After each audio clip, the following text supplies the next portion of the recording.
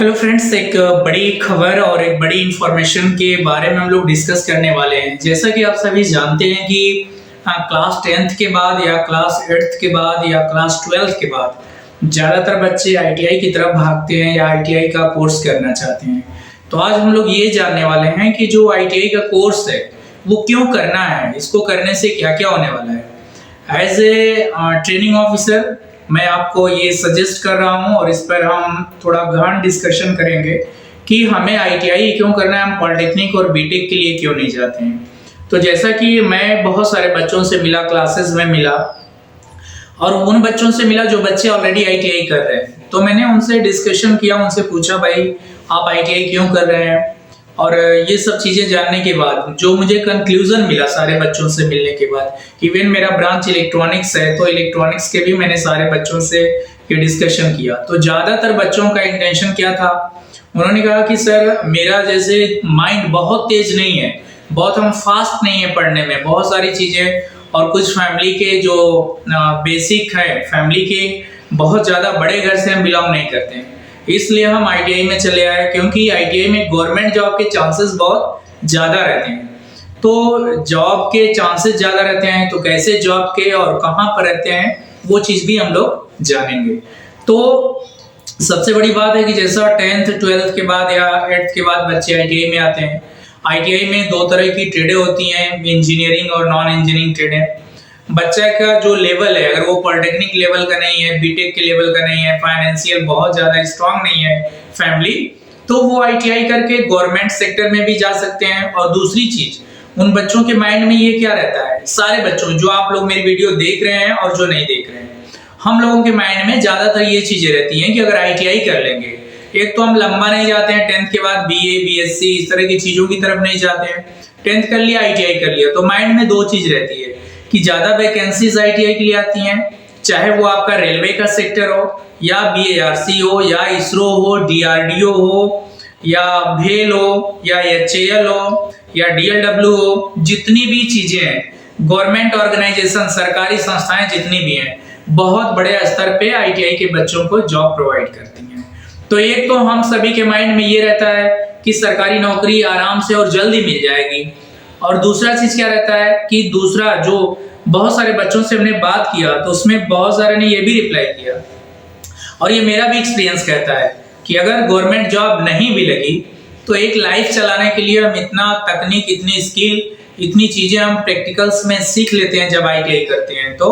कि हम अगर प्राइवेट जॉब में भी करें तो 20-25 हजार 30 हजार रुपए तक जॉब हमें मिल जाती है अगर हमारे पास सर्टिफिकेट प्लस स्किल हो तो। इसलिए हम सभी ज्यादातर गवर्नमेंट जॉब की तरफ या आईटीआई की तरफ जाते हैं। अब इसी आईटीआई में 3 कैटेगरी के बच्चे होते हैं। एक कैटेगरी तो ये होता है कि उनका पूरा इंटेंशन होता है कि नहीं गवर्नमेंट जॉब में ही जाना है, दूसरा ये रहता है कि अगर गवर्नमेंट जॉब नहीं भी लगी तो प्राइवेट कर लेंगे, तीसरा ये रहता है वो हायर एजुकेशन के लिए भी जाते हैं आईटीआई करके। उनके माइंड में ये होता है कि आईटीआई कर लेंगे 2 साल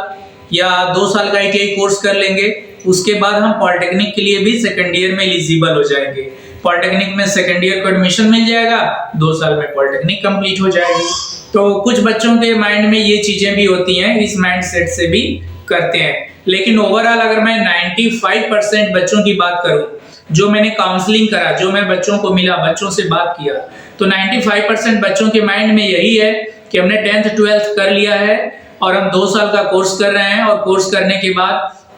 अच्छे से थोड़ा तैयारी करेंगे तो किसी न किसी सरकारी संस्था में हमारी जॉब लग जाएगी। तो ये चीजें थी दोस्तों, इसलिए बच्चे आईटीआई करने की तरफ ज्यादा अग्रसरित होते हैं, और ये चीज उनको काफी मतलब इजी लगता है। फीस बहुत कम होती है, 40 रुपए गवर्नमेंट आईटीआई की नॉमिनल फीस होती है, और एससी एसटी के लिए वो भी फीस नहीं होती है, सिर्फ 40 रुपए ओबीसी जनरल की होती है। 300 के आसपास कुछ एग्जाम फीस होती है, जिससे कि वो मतलब बहुत आसानी से गरीब परिवार के घर का भी बच्चा आईटीआई करके अपनी लाइफ को अच्छा कर पाता है। तो दोस्तों इसलिए आईटीआई करते हैं, इसलिए आईटीआई में बच्चों का ज्यादा रुझान होता है। अगर आप भी आईटीआई करना चाहते हैं तो बिल्कुल करिए, लेकिन मैं अगर व्यक्तिगत, अगर पर्सनल आपको सजेस्ट करूं, तो अगर आपका फैमिली आपको सपोर्ट कर पाता है या आप खुद कर पाते हैं तो आप आईटीआई से बेटर होगा आप पॉलिटेक्निक के लिए जाएं। पॉलिटेक्निक, अगर आप टेक्निकल नॉलेज ही लेना चाहते हैं तो पॉलिटेक्निक में जाके लीजिए। उसके बाद भी अगर नहीं, आपको पॉलिटेक्निक नहीं करना है तो आप आईटीआई बिल्कुल कर सकते हैं। बहुत सारी ट्रेडें आईटीआई में है, जिसमें आपका इंटरेस्ट हो आप ट्रेड वही करेंगे जिस ट्रेड में आपकी रुचि है। अगर इलेक्ट्रॉनिक्स में रुचि है तो इलेक्ट्रॉनिक्स करिए, कंप्यूटर की रुचि है तो कंप्यूटर में करिए, वेल्डर में रुचि है तो वेल्डर में करिए, आरएसी में रुचि है, रेफ्रिजरेटर एंड एयर कंडीशनिंग उसमें करिए, फीटर में रुचि है उसमें करिए, इलेक्ट्रिशियन में रुचि है। कहने का मतलब मेरा ये है कि जिस काम में आपको इंटरेस्ट है उस काम के जो टेक्निकल ट्रेड है, आईटीआई के ट्रेड है, उसमें आप एडमिशन ले सकते हैं और आईटीआई करके आप अपना एक अच्छा लाइफ और एक अच्छी जिंदगी जी सकते हैं। ये मुझे विश्वास है, क्योंकि मैं as a training officer in ITI, मैं जो मेरा अनुभव है 15 साल या जो भी है, उससे मैं ये रीड कर पा रहा हूँ, मैं देख पा रहा हूँ कि आप आईटीआई करके अगर स्किल के साथ आपके सर्टिफिकेट है तो आपकी जिंदगी बहुत बेहतरीन हो सकती है। तो दोस्तों, ये एक सूचना थी, यह एक इंफॉर्मेशन थी जो मैं आपके साथ शेयर किया। आगे इस तरह की वीडियो मैं और लेकर के आऊंगा, आपके क्वेश्चंस के आंसर भी करेंगे। मैं E&Info ITI के माध्यम से सभी ITI के बच्चों को, अप्रेंटिस के बच्चों को, CITS के बच्चों को या गवर्नमेंट ITI में अनुदेशक भर्ती के जॉब को लेकर के, इलेक्ट्रॉनिक्स की क्लासेस लेकर के, मोटिवेशनल ट्रेनिंग लेकर के मैं इस चैनल से आपके सामने आता हूं। तो दोस्तों,